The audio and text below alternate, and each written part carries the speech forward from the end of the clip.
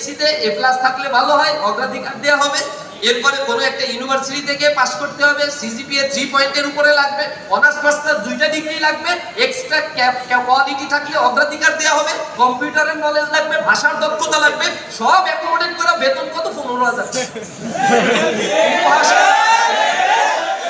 জাতিকে নিয়ে এরকম তামাশা যতদিন পর্যন্ত খেলতে থাকে, সুপ্ত বারুদ হয়ে জাতি জ্বলে উঠবে বারংবার। জাতির যারা কর্ণধার কর্তা ব্যক্তি, রাজনৈতিক ব্যক্তিবর্গ আছে, তাদের মাথার ভিতরে এটা নেওয়া উচিত। এ বেকারত্বের অভিশাপ একটা জেনারেশনের জন্য কত বেশি অভিশাপ, এটা শুধু সেই বোঝে যে এই কোরআন ক্লাসে নিমজ্জিত হয়। পরিবার নিরুপায় হয়ে যায়, বাবার চিকিৎসার অর্থ সংগ্রহ করতে পারে। এদেশে এখনো পর্যন্ত 79% people they are living below the poverty line. এই বিলো দ্য পভার্টি লাইন মানুষের মধ্যে সম্পদের ডিসেন্ট্রালাইজেশন করার জন্য যে ধরনের ওয়েলথ ডিসেন্ট্রালাইজেশন পলিসি থাকার কথা ছিল, এটা নাই। আমাদের রিসোর্সের কোনো সীমাবদ্ধতা নাই। আপনারা এখানে ইকোনমিক্সের স্টুডেন্ট রয়েছে, আমি দেখেছি এডওয়ার্ড কলেজ ইকোনমিক্স আছে। এখানে ইকোনমিক্সের একটা থিওরি আপনাদেরকে প্রথমেই ক্লাসের টিচার পড়াবে, আনলিমিটেড ওয়ান্টস লিমিটেড রিসোর্সেস। আমাদের সম্পদ কম, আনলিমিটেড চাহিদা আমাদের অনেক বেশি। এই আনলিমিটেড ওয়ান্টস লিমিটেড রিসোর্স দিয়ে মিটিগেট করার নাম হচ্ছে ইকোনমি। একেবারে ফ্রন্টবাজি একটা কথা শুরুতেই আমাদেরকে শেখানো। অ্যাডাম স্মিথ অথবা আরো যারা রয়েছে ইকোনমিক্স লিখেছেন, বই খাতা লিখেছেন, তাদের এই থিওরিগুলোই সমাজের মধ্যে পুঁজিপত্তিতা বাড়িয়ে দিয়েছে, সমাজের মধ্যে একটা বিভাজনের রেখা টেনে দিয়েছে।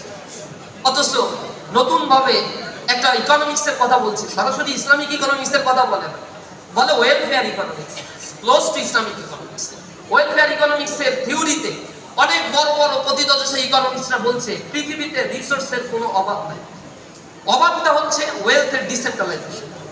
আমরাও বাংলাদেশে তাই দেখি, 5% মানুষ বাংলাদেশের 92% সম্পদ জিম্মি করে আছে, 5% মানুষ। আর 8% সম্পদ বাদ বাকি 95% মানুষ আমরা কনজিউম করি। আপনি যান এসালম গ্রুপ 12টা ব্যাংক একা দখল করে রাখছে, বসুন্ধরা গ্রুপ দখল করে রাখছে, যমুনা গ্রুপ, ওই এরকম 7-8টা 10টা গ্রুপ আছে যাদের কোটি কোটি হাজার কোটি টাকা ব্যাংক লোপাট করে বিদেশে সেকেন্ড হোম তৈরি করে তারা আলিশান জীবনযাপন করছে, সম্পদকে কুক্ষিগত করে রাখছে। অথচ সরকারের উচিত ছিল একবার সিলিং তৈরি করে দেয়া। তুমি এত হাইটেক ইন্ডাস্ট্রি তৈরি করতে পারবা না, তুমি ইন্ডাস্ট্রির কটেজ থেকে শুরু করে হাইটেক প্রোডাকশন পর্যন্ত তুমি যেতে পারবা না, এর একটা সিলিং আছে। নতুন এন্টারপ্রেনিয়ার যারা হবে, উদ্যোক্তা যারা হবে, তাদেরকে ট্রেন আপ করা, তাদেরকে ব্যাংক থেকে লোন দেয়া, কোনো সুদ ছাড়া বিনা সুদে লোন দেয়া, ট্রেনিং দিয়ে তাদের সার্টিফিকেট প্রয়োজনে জমা রাখো। উদ্যোক্তা হোক তারা, তাদেরকে লোন দাও, তাদের ক্যাপাসিটি বিল্ড আপ করো। এদেশে উদ্যোক্তা যদি কেউ হতে চায়, ব্যাংক থেকে যদি কেউ লোন নিতে চায়, তার সাথে প্রসিডিউর, ও কান ধরে মাপ চায়, আল্লাহ মাফ করো, জীবনে ব্যবসায়ী এখন। নতুন ব্যবসায়ী হলে ভোক্তা অধিকার যাবে, অমুক অধিকার যাবে, অমুক ট্রেড লাইসেন্স লাগবে, ওই লাইসেন্স সেই লাইসেন্স করা, ও বেচারা জীবনে যাতে দাঁড়াইতে না পারে, এই জন্য টেনে ধরার সব উপায় উপকরণে বাংলাদেশে আছে।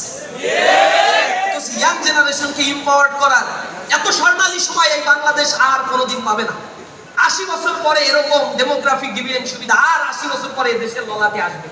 তখন এই বাংলাদেশ কত কঠিন সিচুয়েশন যে পার করবে, এটা এই জাতিই ভালো জানে। একটা সুবর্ণ সুযোগ আমাদের সামনে আছে, 2030 সাল পর্যন্ত এই ডেমোগ্রাফিক ডিভিডেন্ড চলবে। এই দেশের রাজনীতিবিদের মধ্য থেকে যারা এই দেশের তরুণ প্রজন্মকে নিয়ে ভাবে, এই তরুণ প্রজন্মকে সম্পদে রূপান্তর করতে চায়, সম্পদ লুটপাট করে, সাদাবাজি করে, টেন্ডারবাজি করে, সম্পদের পাহাড় করে কুক্ষিগত করে না রাজনীতিক ক্ষমতাকে। এখন সময় এসেছে 24 পরবর্তী বাংলাদেশে সেই মানুষগুলোকে ধরে ধরে এই রাষ্ট্র ক্ষমতায় নিয়ে আসা। তাহলে আগামী বাংলাদেশটা নিরাপদ বোধ করবে। অন্যথায় একটা ডার্ক এজের দিকে আমরা ঢুকতে যাচ্ছি।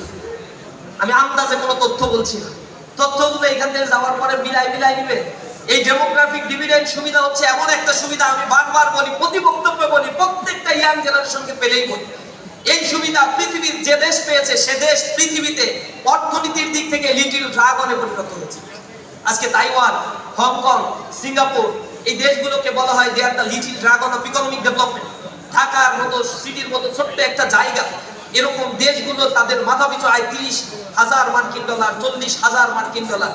অথচ বাংলাদেশের সমসাময়িক সময়ে তারা স্বাধীনতা অর্জন করে ডেভেলপমেন্ট কাজ